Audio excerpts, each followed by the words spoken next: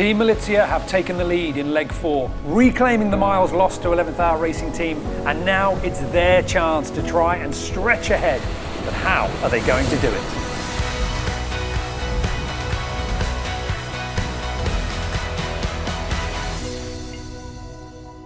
Welcome to the Ocean Race Show, where we have an awful lot to unpack today with such a fierce battle at the front of the field between 11th Hour Racing Team and Team Malizia, as well as the big question about how much those boats behind can catch up before this leg is complete. We are on day 10 of leg 4 with under 2,000 miles left to race to Newport, and while the battle for first place is incredibly tight with the lead changing hands multiple times over the last 48 hours, one of our teams is a good way back. For Guyot Environment Team Europe, 300 miles behind. They are now in the wind and foiling over the water, skipping from wave to wave.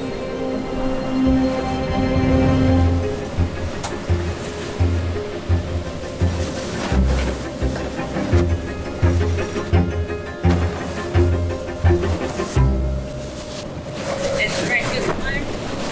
Got a good breakfast porridge here. Just little bit of work to try and make it now. Tricky condition to cook. Yeah, a little bit. A bumpy ride due to the changing conditions, but the daily life on board means whatever the conditions, you have to cook, eat, and everything else. How was the condition since yesterday? It changed a little bit, eh? Yeah. It was actually not too bad, you know. I mean, we kept going the whole time, we never stopped. But yeah, then as soon as we got out of it yesterday, reaching on the pro, and on the foil was probably averaging 22 knots, so that's better. It's going Newport, finally. But life on board's a bit harder. Feels like a quiet moment. Quickly. Tough to prepare food, but for the racing side of things, it's always easier to be behind when you are moving fast rather than slowly going nowhere. So for this team, there is still a huge distance to overcome, but for now, they are going quick. Another factor determining speed was the sargassum seaweed, floating blankets of Velcro-like algae. In this part of the ocean, it's a common sight and a very common obstacle. You got trapped on sargassum? Stuck in big islands of sargassum.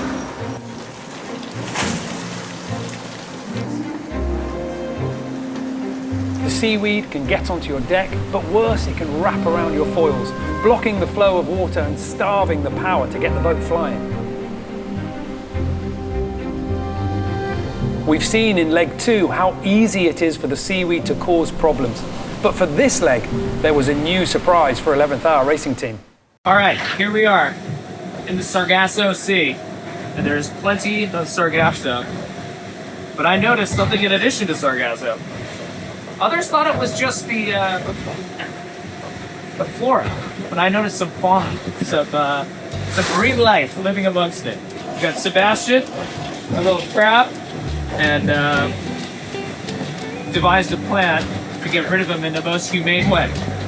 Fastest moving crab in history. This is the fastest moving crab in history. I don't think a crab's ever been 23.5 knots. So we're going to transfer Sebastian from the Little Mermaid, our boy Royal like that.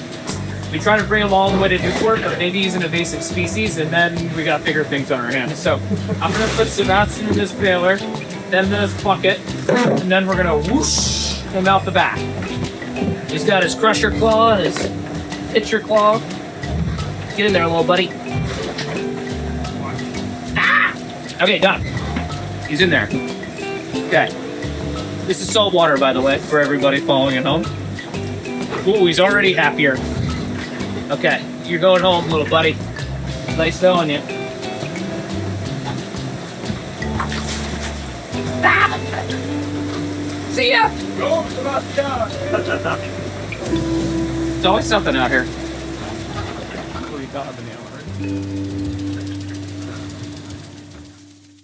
Marine life back in the ocean where it belongs, but the seaweed was causing a major problem for 11th Hour Racing Team. 2 times we've seen this boat have to turn up into the breeze and back down. Just about the only way you can really remove the weed from the bottom of the boat. Seaweed will make the foiling difficult. It wraps around the foils, but even without seaweed, Foiling in these conditions isn't always easy. It's important to understand it's not simply the wind with that extra power that might get you foiling. It's also being able to balance the boat over what is essentially a single lifting point, the foil. You can move weight around the boat, maybe gear down below, spare sails, and draining and filling the ballast tanks. But the balance that you are trying to achieve is moving. And if you get it wrong, the boat leans back and goes slower, or leans forwards and crashes. For Team Malizia, they have a different balance point on their boat. The boat always seems to lean backwards, the stern just skimming the water. It might not be as fast as level flight, but it's safer, more consistent, and seems to be better in the average. We talked before about Team Malizia's bow shape being good for blasting through the waves, but there is clearly something in the positioning of the foils relative to their center of gravity, which keeps this boat well on the safety side of a nosedive.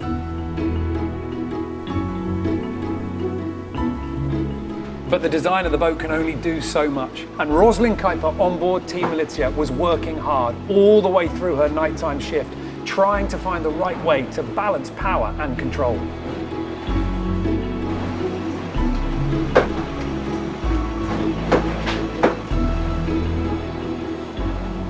So we're averaging 26 knots. That's good. It's very good and very impressive, but it does mean working hard, keeping the boat on the edge right up to wiping out without quite going that far. This is what we mean when we say the sailors are pushing it. They are taking risks in the amount of power they're generating for the boat. We're coming for 11th hour. But if they can control that power, it means speed. And you hear the boat with your music? Yeah. Yeah? Yeah, the boat is pretty loud. It helps you at night to listen to the music? I need to, like, especially when it's when I'm alone on watch and we go super fast like this. I like to listen to music and it fires me up a bit, you know. However Rosie likes to motivate herself when racing that boat, it's been working. Team Malizia have pulled back level to 11th Hour Racing Team and then pushed clean ahead just to make it clear who was sailing better through the night. And they knew it too. Halfway through Rosie's watch, the position report came in and it was good news. Kaboom! Kadang! Holy shit. 1 knot faster than 11th hour, the last hour. Oh yeah! That's good. We're gaining on them now. We don't see many solo watches in the ocean race, but being alone means for Rosie, those miles won are hers. And it must feel good to share the good numbers with the rest of the team. Good news is that we've managed to catch back up with the 11th hour, so that's cool. We'll be cool if we can leave the trade winds and go into the final part of the race on a level playing field. So that leaves all opportunities still open. So. But 11th Hour Racing Team were not going to be beaten easily, and they were there, fighting back to try and hold their own.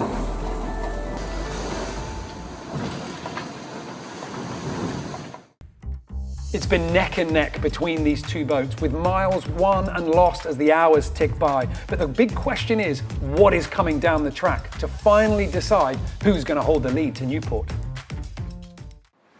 We're leaving the trade winds, which is kind of a circulation around the high pressure. And now we're entering this high pressure because we have to go to the north, and it's where the finish is. And as we enter it, the wind will keep turning right, and then we jibe and we start heading north and start meeting all the weather systems of the North Atlantic. Well, it's tricky balance getting through the light winds and then picking your way through the storms further north. You are confident? Yeah, I think Nico knows his stuff, so I think we got a good asset on board in that sense. So I trust him with my life.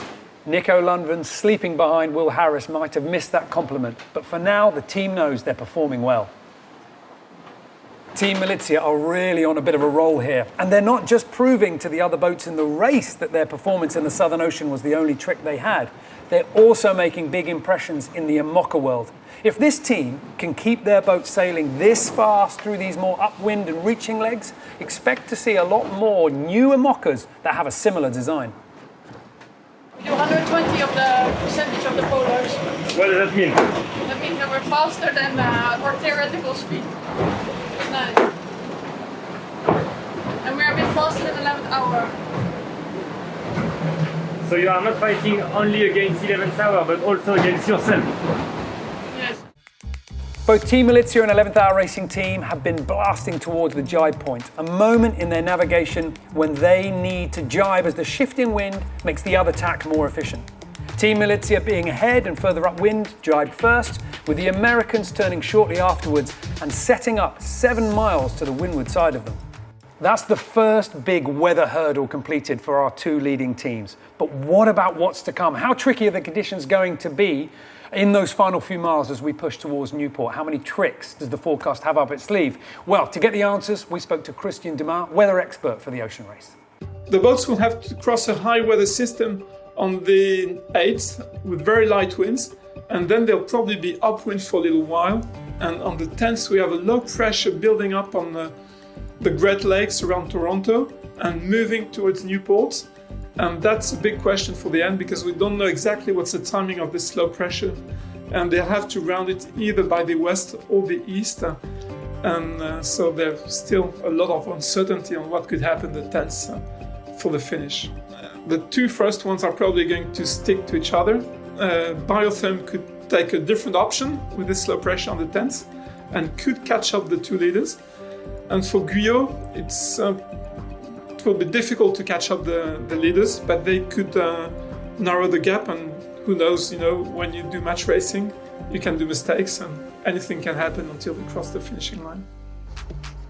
So unstable weather to come. But in the meantime, for Biotherm behind, they were having a very difficult turn. The forecast simply wasn't matching up with reality. And the big looming clouds in the sky were sucking the power out of the breeze and causing all sorts of problems for the French team. They were slow and losing miles to the leaders as Guyot Environment Team Europe started to rear up from behind. The big question for Paul Mayer and his crew, how quickly can they find the breeze and get going again? The next couple of hours are going to be really important for Biotherm and all of our boats.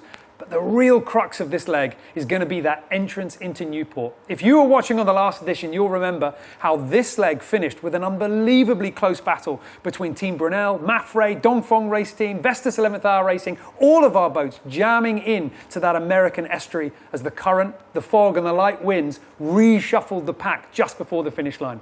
For our show on Monday, we're actually going to be catching up with Xabi Fernandez from Mafre and Bauer Becking from Team Brunel to relive that moment and ask ourselves whether there are any important lessons that our team in this race should be thinking about on that final push. Who it's going to be that is going to cross that finish line in Newport in first place is going to come down to those final moves.